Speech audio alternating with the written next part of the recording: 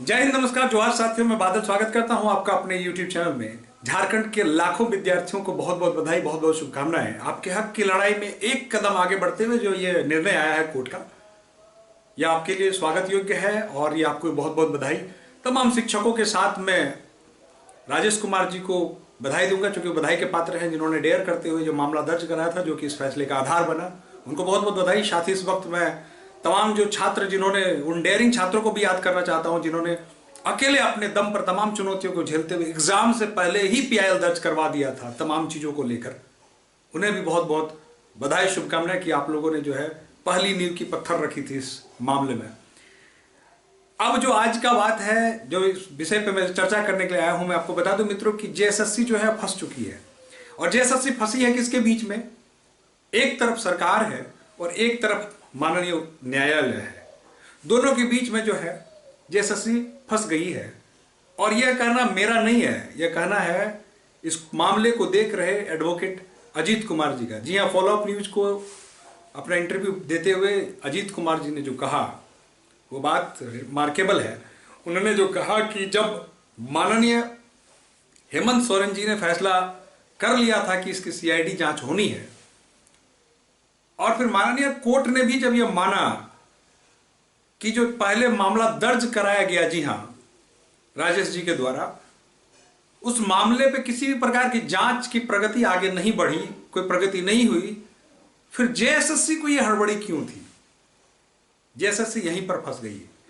अगर हेमंत सोरेन जी ने CID जांच बैठाई तो उन्हें भी कहीं ना कहीं लगता है कि मामले में कोई गड़बड़ी है। यह भी एक शुभ संकेत है मित्रों।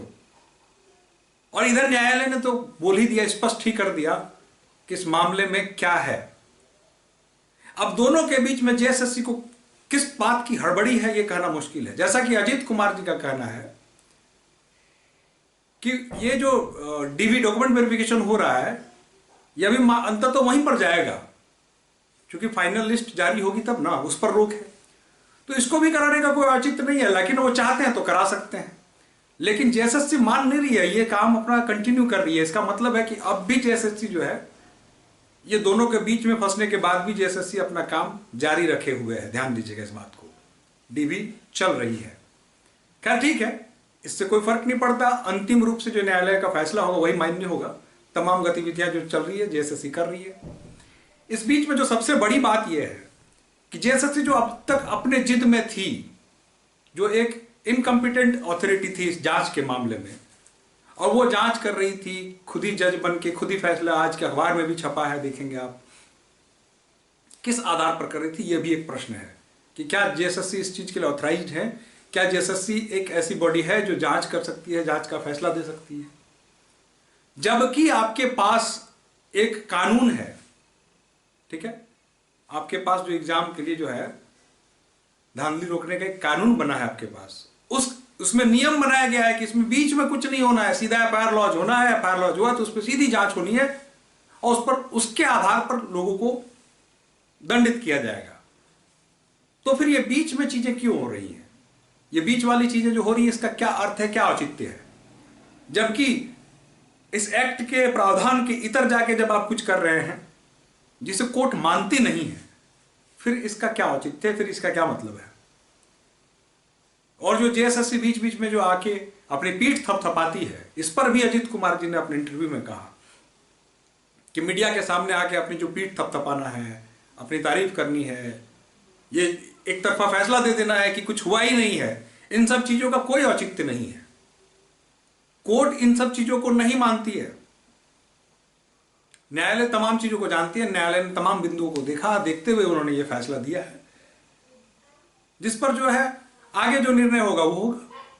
लेकिन फिलहाल जो चीजें हैं, ठीक है, एक तरफ CM साहब जो है उन्होंने जांच बैठा दिया है, दूसरी तरफ कोर्ट का भी निर्देश है कि इन तमाम चीजों को जांच करके रिपोर्ट दीजिए, और बीच में जो है JSSC मानने को तैयार नहीं है। अब JSSC पूरी तरह से अगर देखा जाए तो नैतिक रूप से इन दोनों के बीच में फंस चुकी है।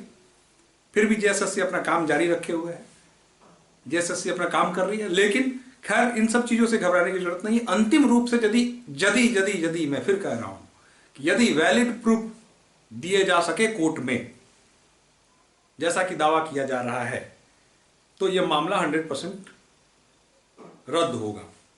ये आगे आने वाले समय में पता चलेगा, यानी कि 22 जनवरी को पता चलेगा। साथ ही जो पहला पीआईएल दर्ज हुआ था, जो कि इस पीआईएल के साथ अटैच हो गया है, उसमें क्या है, क्या होगा, क्या क्या हो सकता है, इन तमाम बिंदुओं पर मैं चर्चा करूंगा एक अलग वीडियो बनाकर।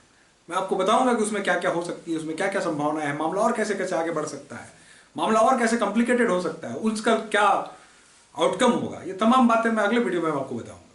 लेकिन फिलहाल जो है जेएसएससी अपने जिद पर है। जेएसएससी जिस प्रकार से चल रही है, जिस पर अजीत कुमार ने जो सवाल उठाए, उन सवालों को आधार बनाते हुए मैं ये वीडियो में आपको बोल रहा हूं कि जेएसएससी एक तरफ मुख्यमंत्री का आदेश जांच का, एक तरफ कोर्ट का आदेश जांच का, और बीच बीच में जो कंपिटेंट अथॉरिटी ना होते हुए भी जेएसएससी ने जो जांच करके और जो फैसला सुना दिया कि किसी प्रकार की कोई गड़बड़ी नहीं हुई है, क्या वो इसके अधिकारी हैं? आज के हिंदुस्तान अखबार में भी जो छपा है कि राज्यपाल को जो उन्होंने जो रिपोर्ट सुपुर्द किया है, राज्यपाल ने जिस प्रकार से जांच के लिए कहा था और जिस प्रकार से उन्होंने जो सुपुर्द किया है, चलो एक बार के लिए मान लिया जाए कि सही आपने दिया है, लेकिन क्या जांच के लिए आप कंपिटेंट हैं? क्या आप उसके अधिकारी हैं कि आप जांच करके इसका रिपोर्ट दे सकते हैं ऐसे मामलों का? और अगर नहीं दे सकते हैं तो तमाम इन सब चीजों पे कार्रवाई क्यों नहीं हुई? आपके पास जो है परीक्षा में नकल रोधी कानून है, नकल रोधी कानून के तहत जो एफआईआर लॉन्च करके उसमें जांच आगे बढ़ा के लोगों को सजा क्यों नहीं दी गई? मामले के तह तक पहुंचा क्यों नहीं? जब आपके पास इतना बड़ा, इतना भयानक कानून है, उसके बाद भी यह कानून अभी जो है सुसुप्त क्यों है? ये तो न्यायालय ने पूछा है। तो इसके तहत जो सरकार भी प्राइमरी स्टेज में जो मामला चल रहा था, अब तो सरकार ने जांच के आदेश दिए, तो प्राइमरी स्टेज में सरकार भी चुप थी, सरकार भी जांच नहीं कर रही थी। जैसा कि आप जानते हैं कि सरकार ने जो जनवरी में परीक्षा रद्द हुई थी, उसमें जो सरकार ने क्या किया था, जो एसआईटी की गठित की थी, उस एसआईटी का कोई परिणाम निकलकर सामने नहीं आया, उसका कोई निष्कर्ष सामने निकलकर नहीं आया। लेकिन फिलहाल फिर से जो है सीआईडी की जांच सुपुर्द की गई है और सीआईडी की जांच होनी है।